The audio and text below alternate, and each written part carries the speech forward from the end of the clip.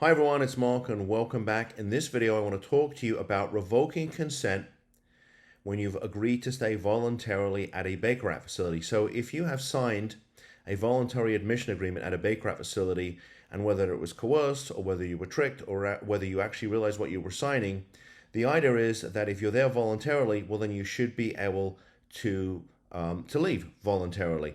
So I'm going to talk to you in this video about sort of what the statute says and the reality of the situation. So if you go to a facility and they get you to sign a voluntary admission agreement, and in other videos I've talked about how that can happen, but you've signed the agreement. Once you've decided that you want to leave, the facility has 24 hours to release you.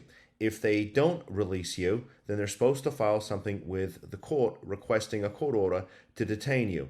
And so that is sort of what the statute says. If they revoke consent, you're supposed to go to court and petition the court for an order to detain the person.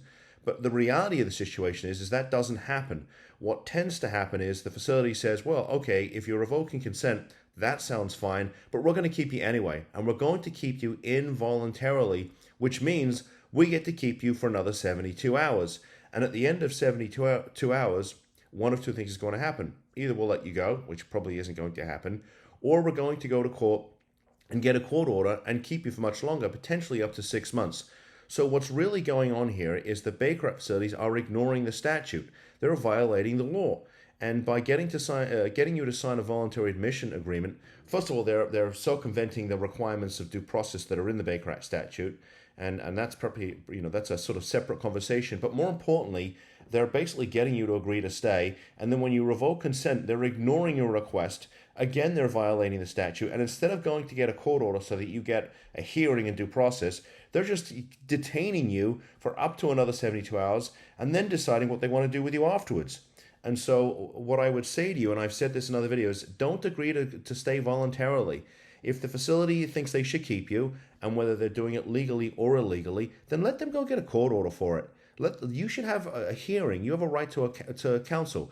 And so if you're a family of a loved one who's at a facility, this is why I am so adamant about taking action as soon as possible, because nobody knows that your loved one is even there.